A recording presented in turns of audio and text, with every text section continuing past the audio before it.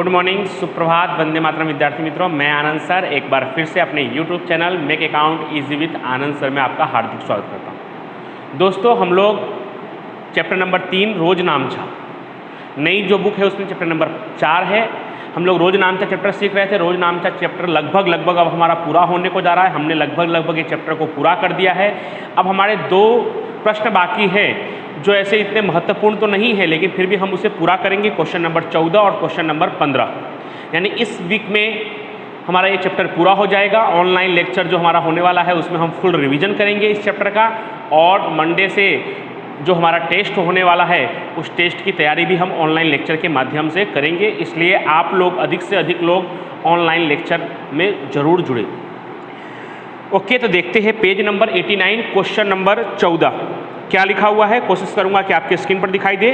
एक सीखने वाले विद्यार्थी ने, सीखने वाले मतलब आपकी तरह ही एक सीखने वाले विद्यार्थी ने निम्नानुसार प्रविष्टियां की है। जो गलत है उन्हें सुधार कर पुनः लिखिए। अब गलत है वो कैसे मालूम पड़ेगा हमें, तो वो हमें विवरण पढ़कर मालूम पड़ेगा कि गलत है या सही है। आप पूरा फॉर्मेट बनाइएगा। मैं आज फॉर्मेट नहीं बना रहा हूँ, आपको फॉर्मेट अच्छी तरह से पता है। तारीख, विवरण, खाता पेश, उधार और जमा, जिस तरह से बुक में जैसा फॉर्मेट बना है वैसा ही फॉर्मेट बनेगा। तारीख भी वही आएगा, विवरण भी वही आएगा, रकम भी वही आएगा लगभग।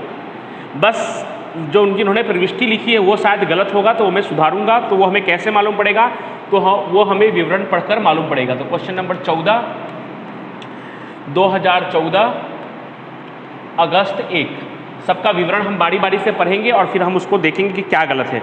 700 जीवन बीमा प्रीमियम के चुकाए। दोस्तों, जीवन बीमा प्रीमियम सुनते ही आपको याद आ गया होगा आहरण। तो रोजनामचा क्या होना चाहिए था, आहरण खाता उधार रोकड़ खाते का। इन्होंने क्या लिखा है, बीमा प्रीमियम खाता उधार रोकड़ खाते का। तो रोकड़ खाते का तो बराबर ही लिखा है, लेकिन जहां बीमा प्रीमियम लिखा हुआ है वहां पे क्या आना चाहिए, आहरण आना चाहिए। तो हम लोग लिख देंगे आहरण खाते उधार। आप फॉर्मेट बनाकर ही लिखिएगा, विवरण लिखना भी कंपलसरी है। जो टेस्ट या एग्जाम होगा उसमें भी आपको विवरण लिखना कंपलसरी है। आहरण खाते उधार रोकड़ खाते का कितना, तो रकम तो उतना ही आएगा 760। तो दोस्तों आप समझ गए कि आपको कहाँ सुधारना था। तो जहाँ पे उन्होंने बीमा प्रीमियम लिखा है उसकी जगह आहरण आएगा। आहरण क्यों आएगा, क्योंकि जीवन बीमा प्रीमियम यह मालिक का निजी खर्च है।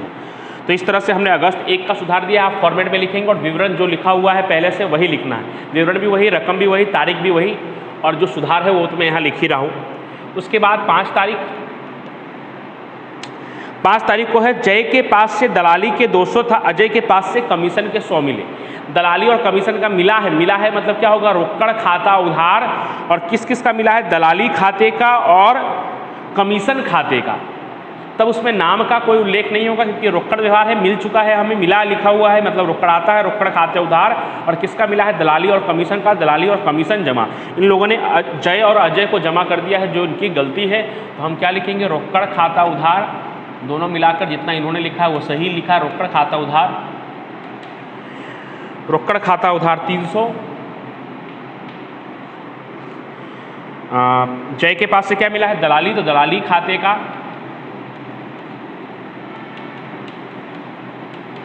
और कमीशन खाते का।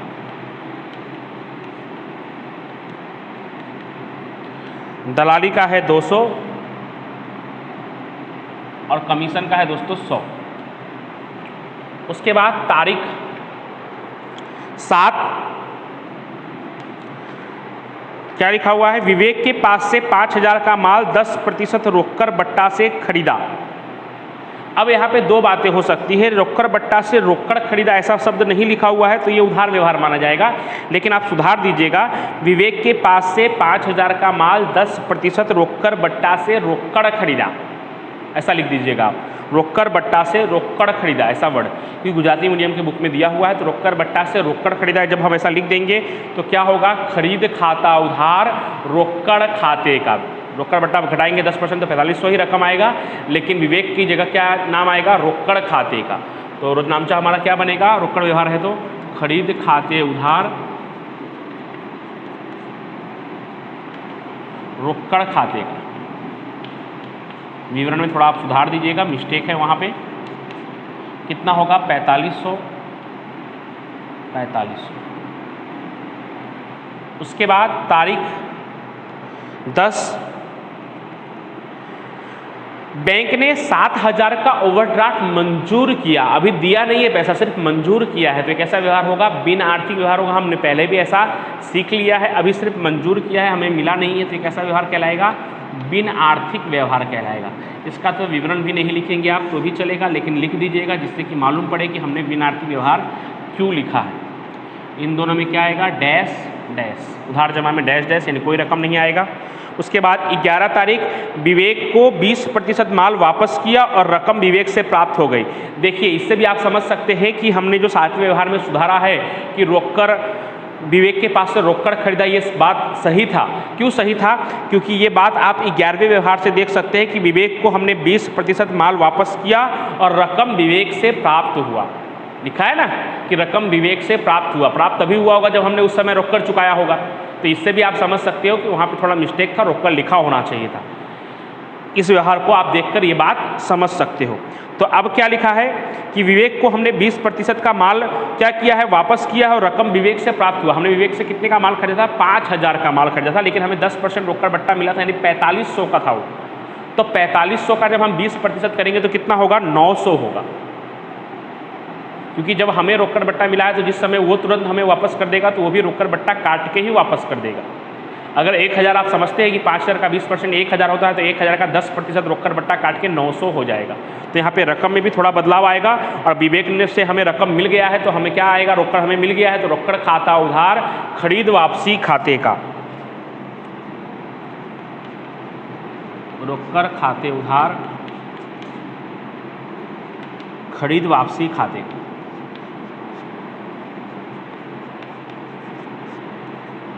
रोकड़ खाते उधार खरीद वापसी खाते का कितना कितना, तो 900 900 900 कैसे आया दोस्तों, ये रहा 4500, 4500 का 20% करेंगे तो 900 आएगा। उन्होंने जो 1000 लिखा है वो 5000 का 20% किए हैं।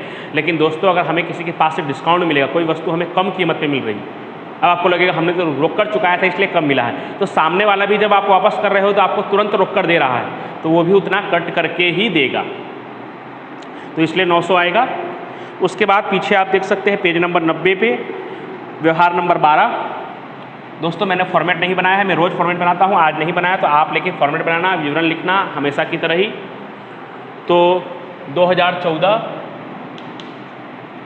अगस्त 12, इस बार क्या है, देनदार के पास से भूतकाल में अपलिखित डूबत ऋण का 500 मिला।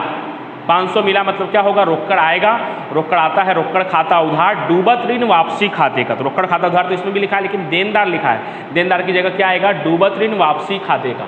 रकम सही है, रकम वही आएगा, रोकड़ खाते उधार डूबत ऋण वापसी खाते का।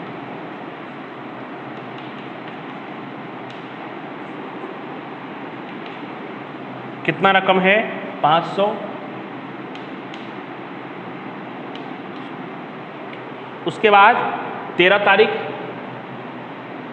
13 अगस्त क्या लिखा हुआ है, दुकान मरम्मत के 500 था, घर मरम्मत के 1000 नगद चुकाए। तो आपको मालूम ही है कि दुकान मरम्मत को हम मरम्मत खर्च या दुकान खर्च कह सकते हैं, लेकिन घर मरम्मत को हमें क्या कहना पड़ेगा, आहरण कहना पड़ेगा।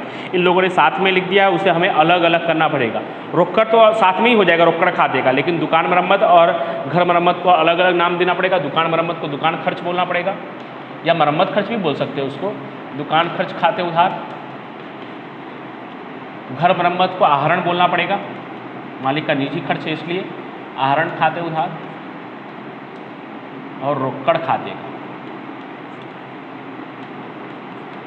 यानी हमें विवरण पढ़कर पहचानना है कि गलती कहाँ हुई है। तो दुकान मरम्मत का कितना था, 500, घर मरम्मत का 1000 और दोनों मिलाकर 1500।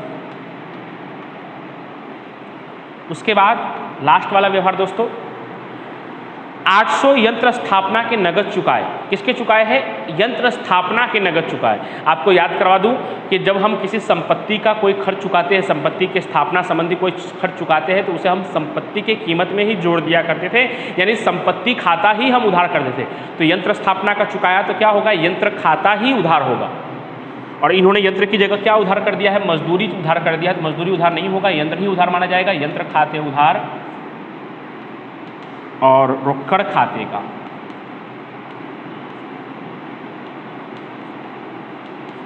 कितना, तो 800 800।